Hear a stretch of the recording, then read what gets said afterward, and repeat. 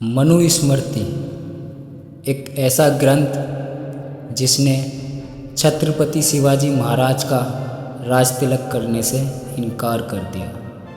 भारत पर 4 वन लागू कर एक वन को अछूत बोला और उनके गले में मटकी और पीछे झाड़ बांध दिया गया। लेकिन शिवाजी महाराज ने इन लोगों को गले से लगाकर मान सम्मान दिया और यही वजह रही कि पेशवा ब्राह्मणों की नज़रों में शिवाजी महाराज खटकने लगे और वो शिवाजी महाराज के खिलाफ षड्यंत्र करने लगे। एक दिन स्वास्थ्य खराब होने के कारण छत्रपति शिवाजी महाराज ये दुनिया छोड़कर चले गए। इस खुशी की लहर औरंगजेब के साथ साथ पेशवा ब्राह्मणों में आग की तरह फैल गई, किंतु ये खुशी ज़्यादा समय तक रुक न सकी, क्योंकि छत्रपति शिवाजी महाराज के बाद उनकी राजगद्दी पर उनका बेटा संभाजी महाराज बैठे, जिन्होंने अपना राजपाट शिवाजी महाराज के जैसा ही चलाया। संभाजी महाराज के खिलाफ भी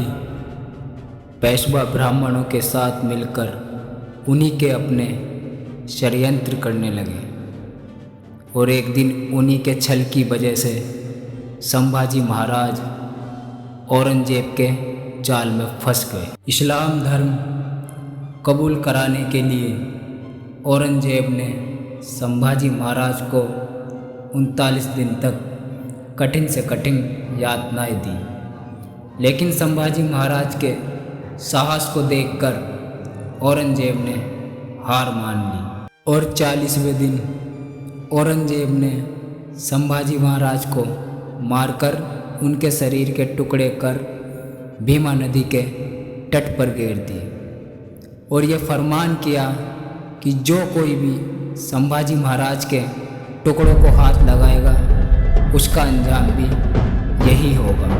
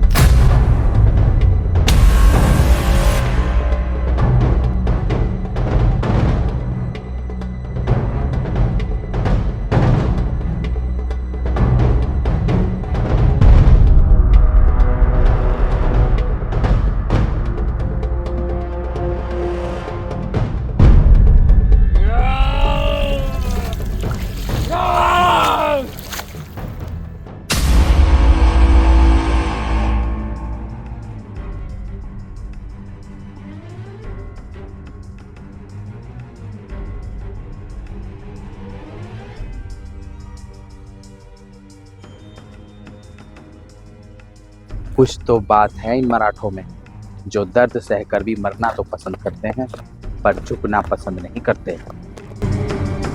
शिवाजी, तेरा छावा भी तेरी तरह साहसी ही निकला।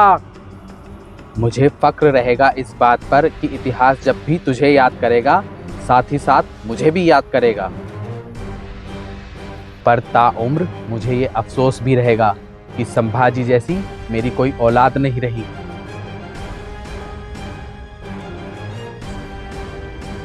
जी हुजूर, हुक्म कीजिए।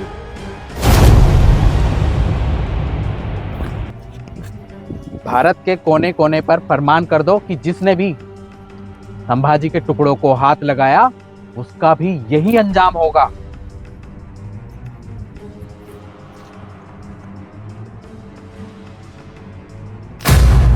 मैं देखना चाहता हूं शिवाजी का ये छावा अपने अंतिम संस्कार के लिए कब तक तड़पता है।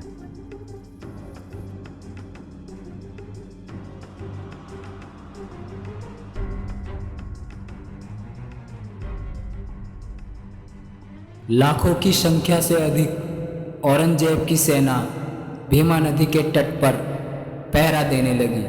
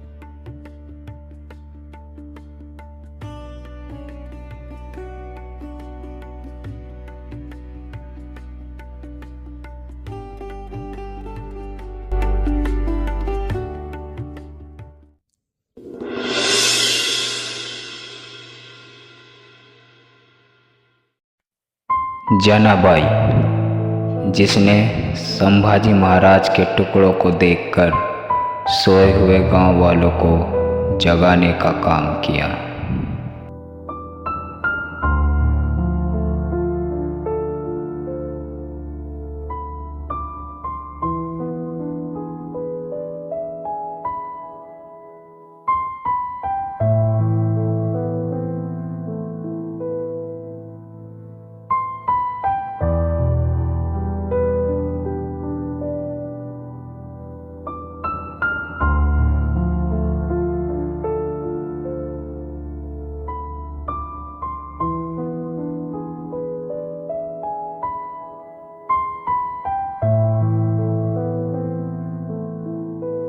हे भीमा नदी, तेरी जय हो।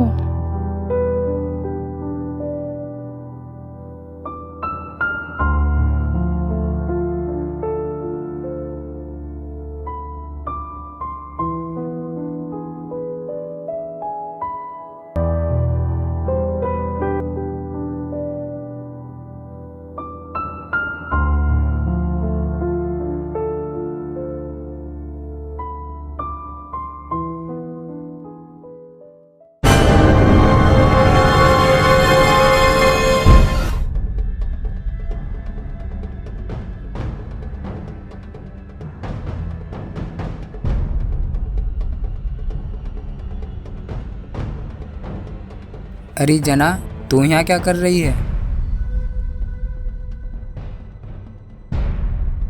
काका, मैं तो यहाँ कपड़े धोने आई थी और इस पावन नदी में ये मांस का टुकड़ा पता नहीं किसने डाल दिया। ये कोई मांस का टुकड़ा नहीं है, ये हमारे महाराज संभाजी महाराज के टुकड़े हैं, जो कल रात औरंगजेब ने इन्हें मारकर यहाँ डाल दिए हैं।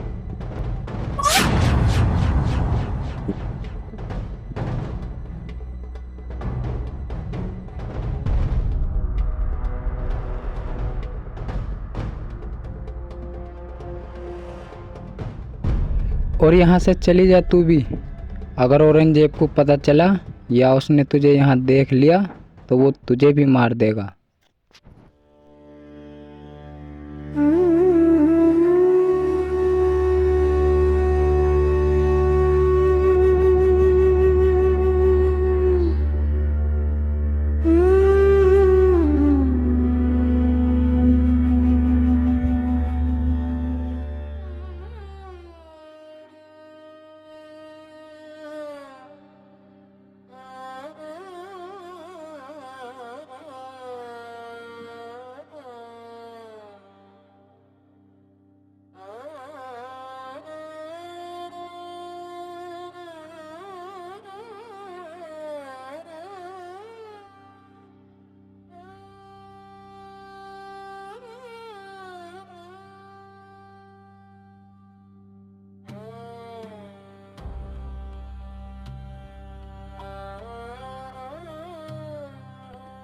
हे भगवान, ये क्या अनर्थ हो गया।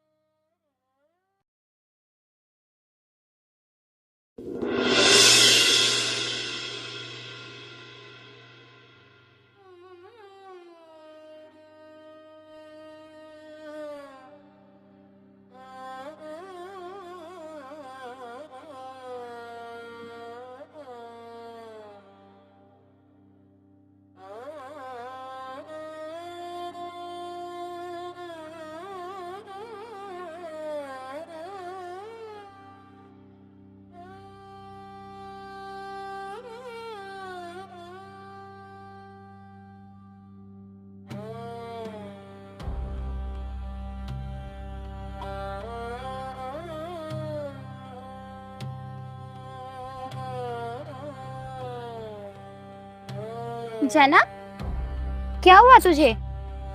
जना, क्या हुआ तुझे? तू इतना उदास क्यों है?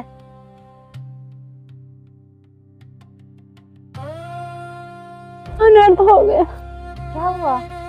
आज बहुत बड़ा अनर्थ हो गया। जना, क्या हुआ जना? क्या अनर्थ हो गया?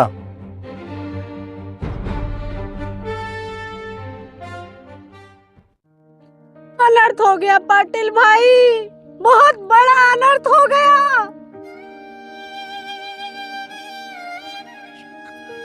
हमारे महाराज अब नहीं रहे,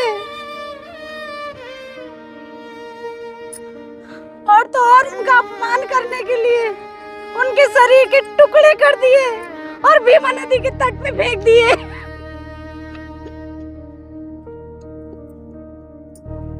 हमें ज्ञात है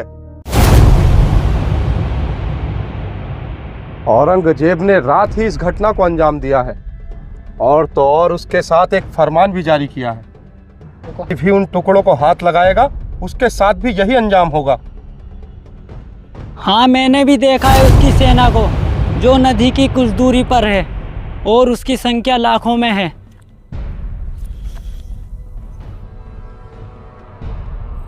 भी सुना है कुछ सैनिक नदी के तट पर पहरा दे रहे हैं। क्या हमारे महाराज का अपमान ऐसे ही होता रहेगा? शरीर के टुकड़े अंतिम संस्कार के लिए तड़पते रहेंगे, और ये सब देखने के बाद भी हम चुपचाप ऐसे ही देखते रहेंगे। कर भी क्या सकते हैं? हम उनका अंतिम संस्कार भी तो कर सकते हैं। पागल हो गई हो जना? तुम्हारी आंखों पर जज्बात की पट्टी बंधी है। तुम महाराज के अलावा औरंगजेब की विशाल सेना को भी देख नहीं पा रही। उन्हें जरा सी भी इस बात की भनक लगी तो सर काटने में जरा भी वक्त नहीं लगा। ऐसे झुके हुए सर से तो सर कटना नहीं अच्छा है। अगर ये सर महाराज के सम्मान के लिए कट भी गया तो इतिहास हमें महाराज के साथ साथ सम्मान की नजर से देखेगा। और अगर आज हम सब कुछ देखने के बाद भी चुप रहे तो इतिहास हमें कभी माफ नहीं करेगा। मरने के लिए हम ही लोग क्यों? उनके लोग भी तो है ना, हम ही क्यों? क्योंकि महाराज के पिता छत्रपति शिवाजी महाराज के बहुत एहसान है हम पर। उन्होंने हमें बराबरी का अधिकार दिया, मान सम्मान दिया, और वो भी उस वक्त जब लोग हमें अछूत बताकर ठोकर लगा दिया करते थे। उन्होंने हमारे पैरों की जंजीरें तोड़ी, से तोड़ना हमारे लिए नामुमकिन था। उनका एहसान हम जिंदगी भर नहीं चुका सकते, और यदि आज उनका एहसान चुकाने की बारी आई है तो तुम कहते हो कि अपने चुपचाप हाथ बांधकर अपने घर में बैठ जाए। गोविंद चुप नहीं रहेगा पाटिल जी, गोविंद चुप नहीं रहेगा।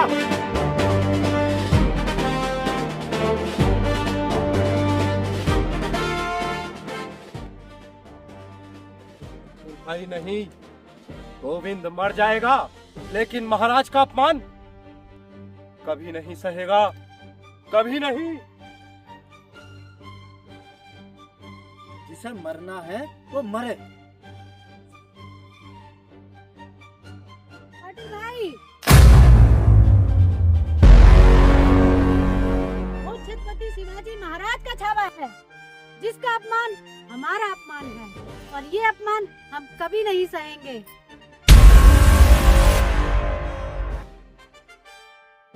हम मर जाएंगे पाटिल भाई, लेकिन चुप नहीं रहेंगे।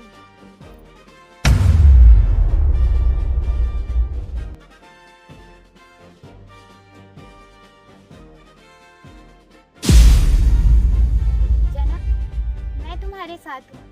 ये लोग मर्द होकर भी आगे नहीं बढ़ रहे। हम लेकर आएंगे अपने महाराज के टुकड़े। तो रुक, मैं अपनी चूड़ियाँ इन कायरों को देके आती हूँ।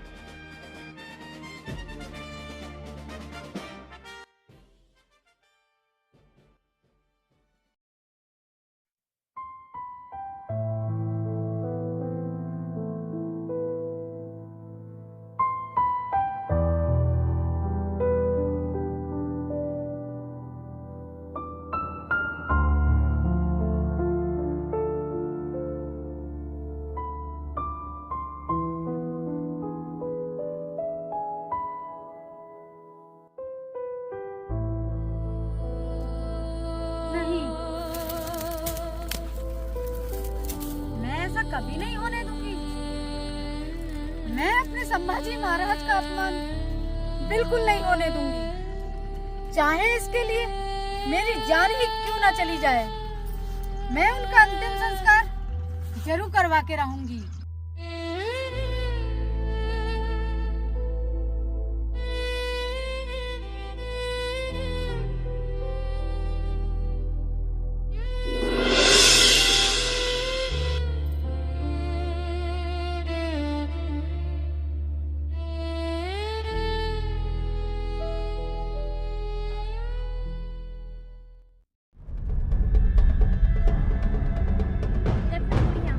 और पहनो इन्हें, हम अपने महाराज के टुकड़े लेके आएंगे।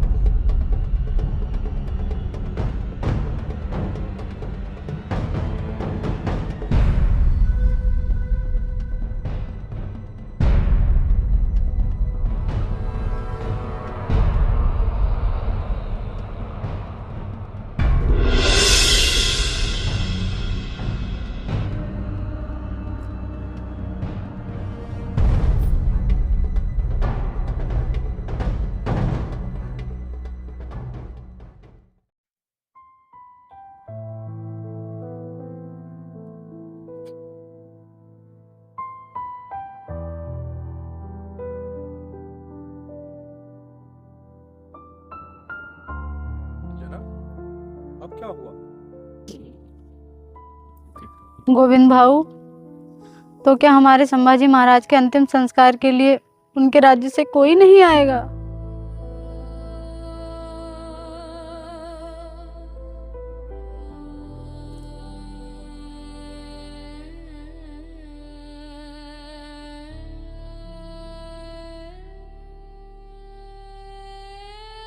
जनाब, उनके सामने मुगलों की लाखों की फौज, उनका यहाँ ना पाना एक मजबूरी। तो क्या हमारे शंभू राजा का अंतिम संस्कार नहीं होगा? वहां से कोई आए या ना आए, हम करेंगे अपने महाराज का अंतिम संस्कार, क्योंकि छत्रपति शिवाजी महाराज के बहुत एहसान है हम पर, और अपने महाराज के एहसान चुकाने के लिए हम अपनी जान भी दे देंगे। तो ठीक है, हम भी जान लगा देंगे अपनी। जब सबने मरने का फैसला कर ही लिया है तो क्यों ना सब साथ में ही मरते हैं।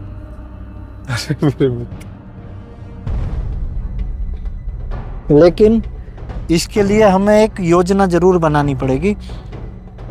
ठीक कह रहे हो, चलो विचार करते हैं।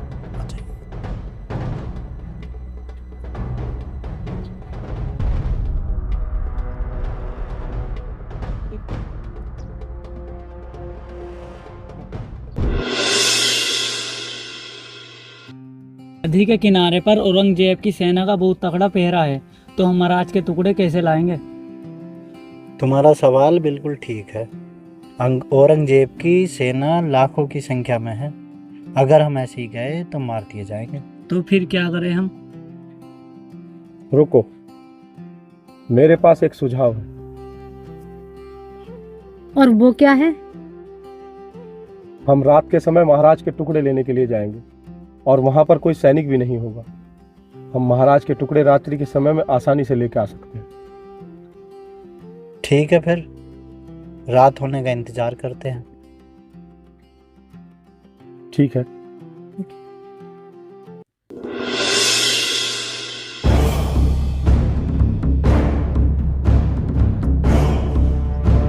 क्या रात की सारी तैयारियां हो चुकी हैं? हाँ जी, बहुत अच्छी तरह से। भारती,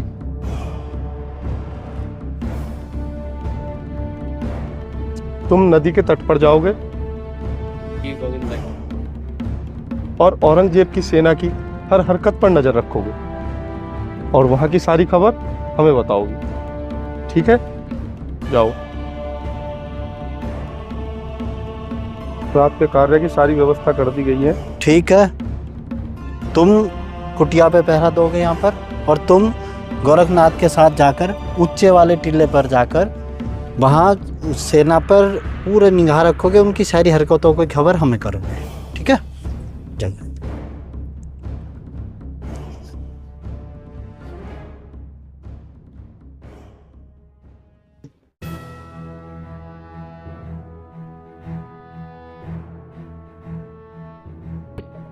तुम लोग वहाँ जाओगे, सारी हरकतों पर उसकी खबर रखोगे और मुझे बताओगे। वहाँ जाना है, तुम वहाँ जाना, ठीक है? चलो ठीक है, चलते हैं। चलो। अरे ले आओ कपड़ा।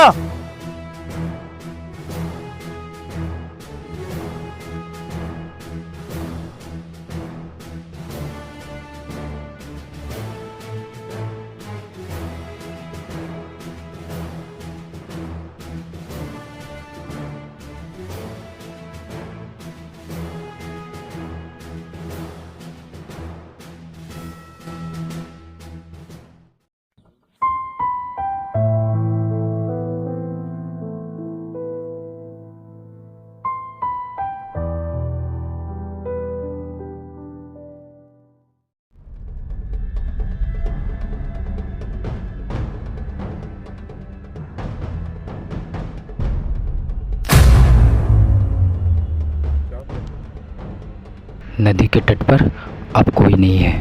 औरंगजेब की सारी सेना सोई हुई है। शाबाश, बहुत अच्छे। चला? जी। तुम और गोरखनाथ यही टीले पर रुकोगे और आने जाने वाले हर व्यक्ति की खबर रखोगे। हम सब महाराज के टुकड़े लेने के लिए जा रहे हैं, ठीक है? चलो।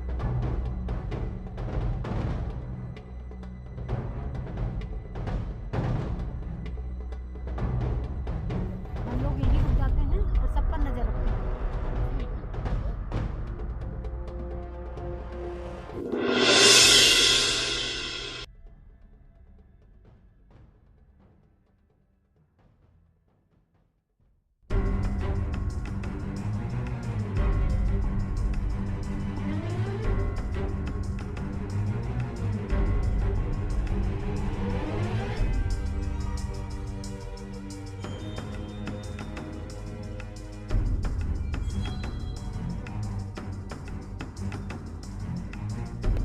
ध्यान से चलो, कोई आ ना जाए, ठीक है ना?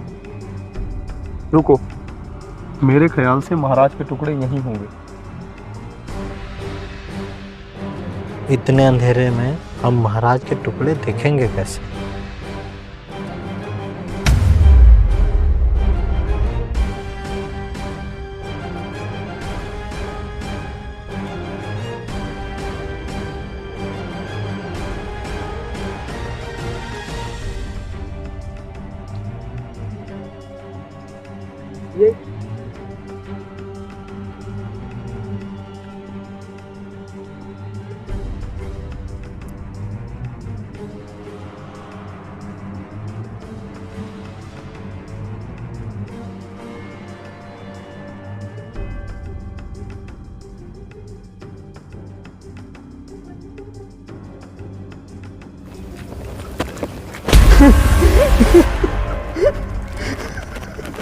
पाटिल भाई, पाटिल भाई, पाटिल भाई, मिल गया हमारे महाराज। पाटिल भाई, पाटिल भाई, हमारे महाराज मिल गए।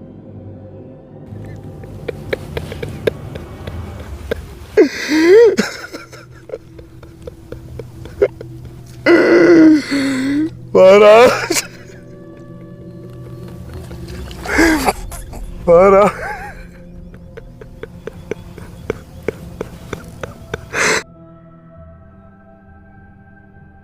शांत गोविंद भाई, शांत। महाराज हमें मिल गए हैं, महाराज के और टुकड़े भी हमें ढूंढने हैं। शांत हो जाओ आप। महाराज,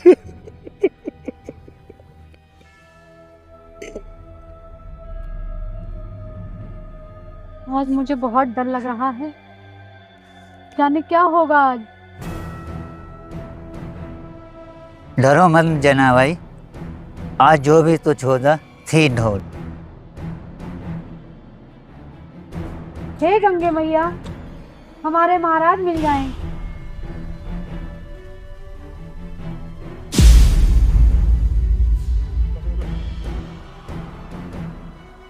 महाराज,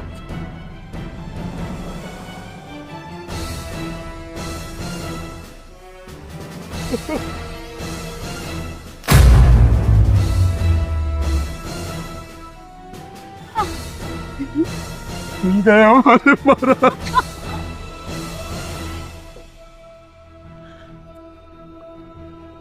चलो गोविंद चलो, अभी हमें महाराज का अंतिम संस्कार भी करना है। चलो चलो। महाराज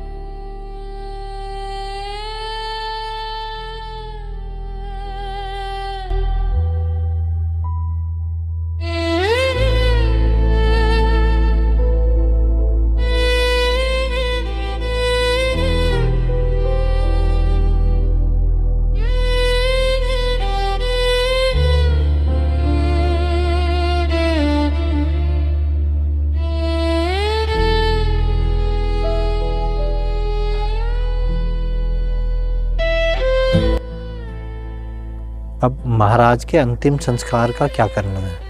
करना क्या है? अंतिम संस्कार की तैयारियां करो। करेंगे कहाँ? मेरी जमीन पड़ी है, मैं करूंगा उसमें अंतिम संस्कार। आप महाराज के शव को सिलवाओ, तब तक मैं अंतिम संस्कार की तैयारियां करता हूँ। ठीक है भाई, चलो।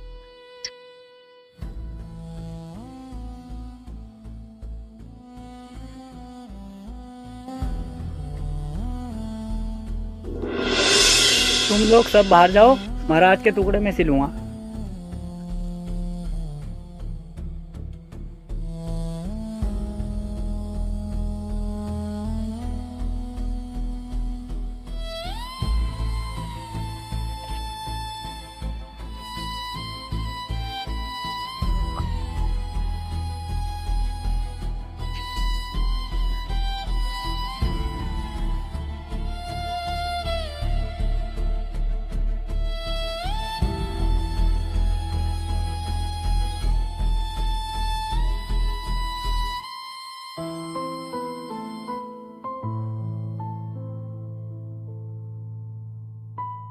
और इस तरह जना और गोविंद महार के साथ मिलकर पूरे गांव वालों ने संभाजी महाराज का अंतिम संस्कार किया। संभाजी का अंतिम संस्कार किसने किया, इस बात से औरंगजेब अनजान था। औरंगजेब को लगा कि संभाजी के टुकड़े कोई जंगली जानवर उठा कर ले गया है।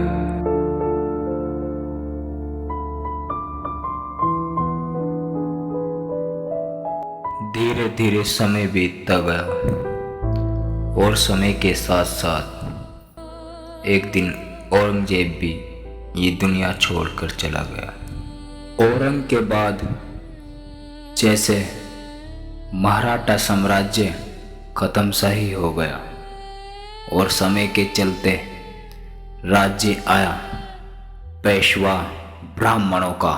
ब्राह्मणों ने सबसे पहला काम शूद्रों पर मनुस्मृति लागू करने का किया।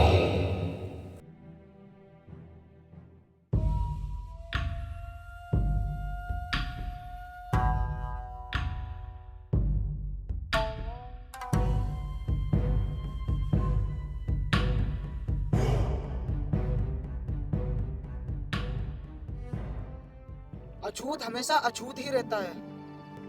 शिवाजी ने तुम्हारे पूर्वजों को थोड़ी आजादी क्या दे दी? तुम तो खुली हवा में सांस लेने लगे और इस वातावरण को खंडित करने लगे। खुली हवा, ये वातावरण भगवान ने बनाया है। तुम्हारे भगवान हम हैं और तुम्हारा भविष्य हम ही नहीं लिखा है। जो जंजीर हमारे पूर्वजों ने तुम पे बांधी थी, वो हम फिर से तुम पे लागू कर रहे हैं।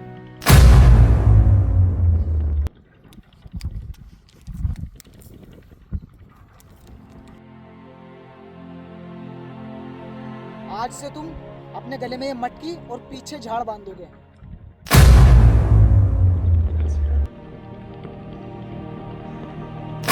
सामने खड़ी है और तुझे हंसी आ रही है।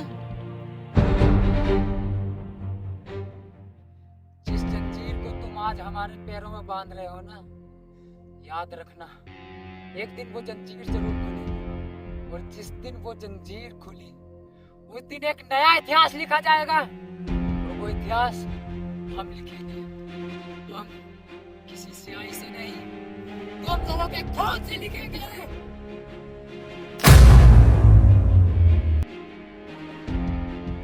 जिसकी साक्षी होगी ये भीमा नदी, जिसे आने वाले समय में लोग भीमा कोरे गांव के नाम से जानेंगे।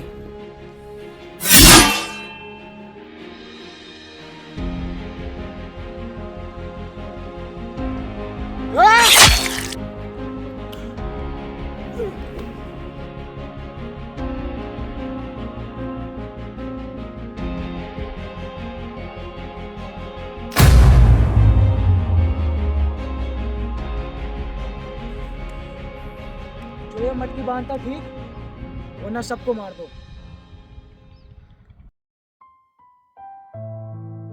और इस तरह मनुस्मृति फिर से लागू कर दी गई। फिर से इन लोगों को मारा पीटा गया। इस अपमान का बदला लेने के लिए इन लोगों ने एक महायुद्ध का आगाज किया, जिसका नाम